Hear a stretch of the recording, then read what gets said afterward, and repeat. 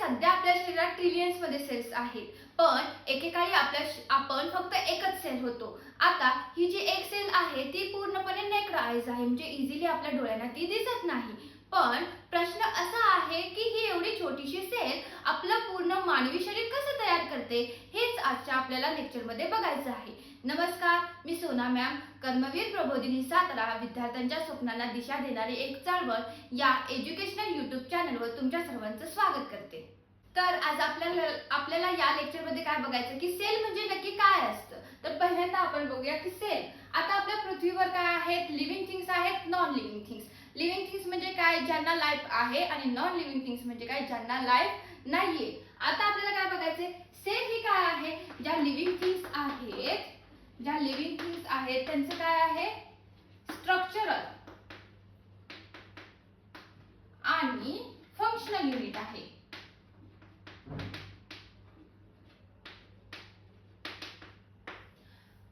आपण काय बघितलंय, सेल्स ज्या आहेत त्या काय आहेत, लिव्हिंग थिंग्सच्या स्ट्रक्चरल आणि फंक्शनल युनिट आहे. स्ट्रक्चरल म्हणजे काय, तर रचनात्मक, म्हणजे आपली पूर्ण बॉडी दिसते, हे पूर्णपणे स्ट्रक्चर फॉर्म झालंय, तर हेच म्हणजे काय, आपलं सेल्स मुळे तयार झाले. दुसरी गोष्ट म्हणजे फंक्शनल. आता मी तुमच्याशी बोलते, आपण चालतो, आपण खातो, आपण फिरतो, ह्या सगळ्या गोष्टी म्हणजे कोणाच्यात आलेत, आपली कार्य आहेत, फंक्शनल मध्ये आहेत. तर ह्यालाच काय बोलतो आपण, सेल्स असं म्हणतो. कारण हे सगळं शक्य झाले कोणामुळे झाले, सेल्समुळे. तर ते कसं काय, तर सर्वात महत्त्वाचं की सेल्स जे आहे, सेल्स, तर सेल्सचा काय होतो, ग्रुप तयार होतो. म्हणजे ग्रुप ऑफ सेल्सला आपण काय बोलतो, टिश्यू. आता ह्या टिश्यूचा ग्रुप जो होतो त्याला आपण काय बोलतो, ऑर्गन. ह्या ऑर्गनचा जो ग्रुप होतो त्या ग्रुपला आपण काय बोलतो, ऑर्गन सिस्टीम. आणि ह्या ऑर्गन सिस्टीम मुळे काय तयार होते, तर आपली पूर्ण बॉडी तयार होते. आता हे ग्रुप ऑफ सेल्स म्हणजे काय, तर ज्या लोकांच्या, जसं की आपण आपल्या स्कूलमध्ये जातो, आपल्या स्कूलमध्ये आपल्या ज्यांच्याशी जुळतं त्यांचा त्या लोकांचा काय बनतो, एक ग्रुप. तसंच इथं काय आहे, ज्या सेल्स आहेत त्या सेल्स ज्यांच्या सिमिलर कॅरेक्टरिस्टिक आहे, ज्यांचं जुळते, त्यांचं काय बनतो, एक ग्रुप बनतो. आणि त्या ग्रुपचंच काय होतं, टिश्यू.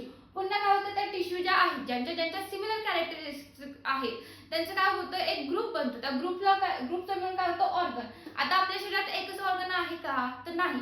आपल्या शरीरात बरेच ऑर्गन आहेत, जसे की heart, lung, brain, hands, etcetera etcetera, lot of organs आहेत. त्याच्यानंतर ऑर्गन, हे जे ऑर्गन आहेत त्या सगळ्या ऑर्गनचे मिळून काय होते, एक ऑर्गन सिस्टीम. नुसतंच ऑर्गन असणं उपयोग आहे का, जर का ते ऑर्गन कामच करत नसतील, त्यांना एक योग्य दिशाच माहित नसते की त्यांचं वर्क काय आहे, रोल काय आहे, तर काय उपयोग आहे का.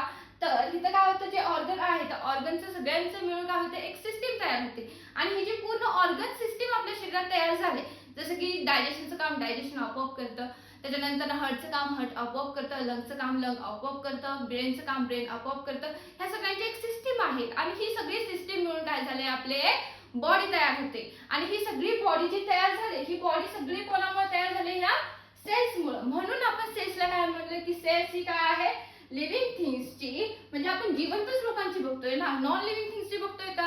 आता हा चॉक आहे, ह्याला काय आहे का, ह्याला काहीच लाईफ नाहीये, मी आता तोडायचं म्हणलं तर हा तुटू शकतो. त्याचं काय असं म्हणणार आहे का की मला का तोडलंस म्हणून, काहीही म्हणू शकत नाही का, तर हे कसं आहे, नॉन लिव्हिंग थिंग. तसंच आता मला जर कोणी काय बोललं तर मी लगेच बोलू शकते. मी का बोलू शकते, का तर मी लिव्हिंग थिंग्स आहे. तसं हा चॉक नाही बोलू शकत, कारण हा कोण आहे, नॉन लिव्हिंग थिंग्स. तसंच आपण काय म्हणलं की हे सेल जे आहे ती काय आहे, लिव्हिंग थिंग्सची काय आहे, स्ट्रक्चरल, म्हणजे पूर्ण आपले एक स्ट्रक्चर तयार झाले. जसं की आपलं फेसचं स्ट्रक्चर असतं, आपलं पूर्ण बॉडीचं स्ट्रक्चर असतं, तसे एक स्ट्रक्चरल आणि फंक्शनल म्हणजे आपले कार्यात्मक. जसं की आपण कार्य करतोय, जसं की मी आता तुम्हाला शिकवते, तुम्ही बोलता, आपण बोलतो, आपण खातो, आपण चालू शकतो, आपल्याला जे हवं ते आपण करू शकतो. अशा प्रकारे आपण कार्य करू शकतो. यालाच आपण काय बोलतो, सेल असं बोलतो.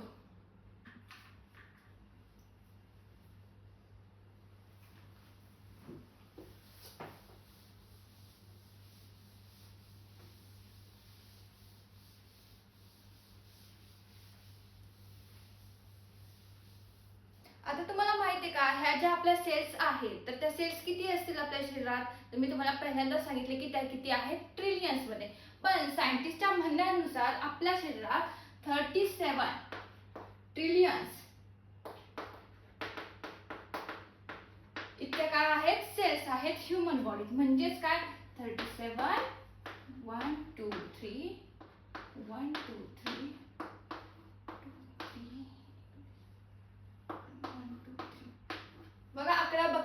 किती मोठा वाटतो, म्हणजे एवढ्या सेल्स काय झाल्यात आपल्या शरीरात फिट आहेत. आता विशेष म्हणजे ह्या ज्या सेल्स आहेत, आता बघा 1 ट्रिलियन तेव्हा किती असतात, 1 ट्रिलियन तेव्हा 1000 बिलियन असतात. बिलियन म्हणजे अब्ज. 1 ट्रिलियन तेव्हा 1000 बिलियन असतात, म्हणजे जस्ट इमॅजिन 37 ट्रिलियन म्हणजे किती असेल. तर एवढ्या सेल्स असतात. आता सेल्स मुळात ना मेन 2 प्रकारचे असतात. पहिली कुठली असते, सोमॅटिक सेल, आणि दुसरी असते आपली जर्म सेल.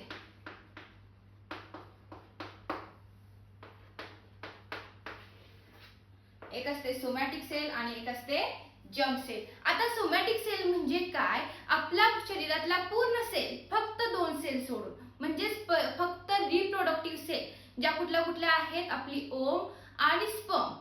ओम कोणाच्यात असतो, आपल्या फिमेल बॉडीत असतो, आणि स्पर्म कोणाच्यात असतो, मेल बॉडीत असतो. तर त्या रिप्रोडक्टिव्ह सेल सोडून बाकीच्या ज्या सेल्स असतात त्या सगळ्या सेल्स म्हणजेच कोण, आपलं सोमॅटिक सेल. आणि जर्म सेल म्हणजे काय, ज्या आपल्या बाकीच्या सेल ज्या आहेत त्या सोडून फक्त कुठल्या सेल, रिप्रोडक्टिव्ह सेल, म्हणजेच कुठला आपला स्पर्म आणि ओम, ह्या ज्या सेल असतात त्या सगळ्या सेल्स कोणाच्यात येतात, जर्म सेल. तर आता आपण काय बघितलं, सोमॅटिक सेल म्हणजे काय आणि जर्म सेल म्हणजे काय. पण आता अजून बाकीच्या पण सेल आहेत. तर पहिली कुठल्या आहे, कारण बाकीचे पण ऑर्गन्स क्रिएट होतात शरीरात. तर पहिली आहे आपली कुठली, नर्व सेल. दुसरी आहे आपली मसल सेल. तिसरी आहे आपली स्किन सेल. चौथी आहे आपली बोन सेल. अशा आपल्या काय आहेत, सेल आहेत. आता त्याच्यानंतर नर्व सेल म्हणजे काय, तर तुम्हाला आता बऱ्याचदा आता आपण कम्युनिकेशन करत असतो, ओके, बरोबर आहे. आता मी तुमच्याशी बोलते, मला बायोलॉजीचं मी तुम्हाला शिकवते, ओके. आता मला कसं समजते की आज मला फक्त सेलच टॉपिक विषयी बोलायचंय. तुम्हाला कसं कळतं की तुम्हाला कोणीही क्वेश्चन दिला की तुला आता त्याने तो क्वेश्चन विचारला तर त्याला तेच आन्सर द्यायचंय.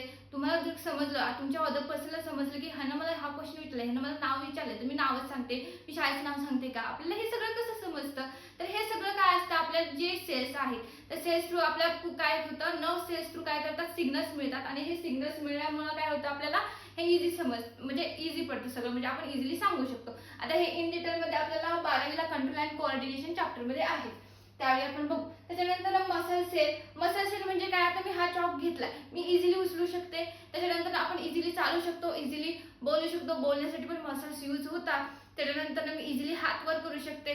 त्याच्यानंतर मी इझिली बोट अशी हे करू शकते, खाली करू शकते. त्याच्यानंतर ओपन करू शकते, एटसेट्रा एटसेट्रा गोष्टी. ह्या सगळ्या कोणामुळे झाल्या, तर आपल्या मसल सेलमुळे. त्याच्यानंतर स्किन सेल जे आहे, स्किन सेलनं काय केलंय, आपल्याला जी बॉडीला प्रोटेक्शन मिळाले, प्रोटेक्ट केले बॉडीला, ते सगळं प्रोटेक्ट कोणामुळे झाले, ह्या स्किन सेलमुळे. त्याच्यानंतर बोन सेल. आता जर का इमॅजिन आपल्या शरीरात बोन्सच नसतात तर काय झालं असतं, आपले शरीर मला इथं उभं तरी राहता आलं असतं का, तर मला उभं पण राहता आलं नसतं, कारण माझं शरीर जे आहे ते शरीर कसं बनलं असतं, एक जेली लाईक स्ट्रक्चर बनलं असतं, आणि त्यामुळे माझ्या शरीराला काय स्ट्रक्चरच आलं नसतं, काय अर्थच राहिला नसता, मला धड उभं पण राहता आलं नसतं, मला चालता आलं नसतं, एटसेट्रा एटसेट्रा. तुम्हाला बऱ्याच गोष्टी समजल्या असतील की काय झालं असतं, ओके. तर हे सगळं कोणामुळे झालं, तर आपल्या सेलमुळे. मी काय सांगितलं तुम्हाला, सेलमध्ये किती सेल आपल्या मानवी शरीरात आहे, 37 ट्रिलियन. 37 ट्रिलियन म्हणजेच आपण काय म्हणलं, 1 ट्रिलियन तेव्हा किती, 1000 बिलियन. आता तुम्ही इमॅजिन करा 37 ट्रिलियन मध्ये किती असतात. त्याच्यानंतर त्याचे मेन टाईप सांगितले 2, somatic cell, germ cell. Somatic cell म्हणजे काय सांगितलं, ज्या रिप्रोडक्टिव्ह सेल्स सोडून बाकीच्या सेल्स असतात त्यांना आपण काय बोलतोय, सोमॅटिक सेल. जर्म सेल म्हणजे काय सांगितलंय, ज्या रिप्रोडक्शन वाले सेल्स असतात, म्हणजेच कुठल्या स्पर्म आणि ओवम, हे कोण आहे, तुमच्या जर्म सेल आहेत. त्याच्यानंतर काय सांगितलं आपण, बाकीच्या सेल पण बघितल्या.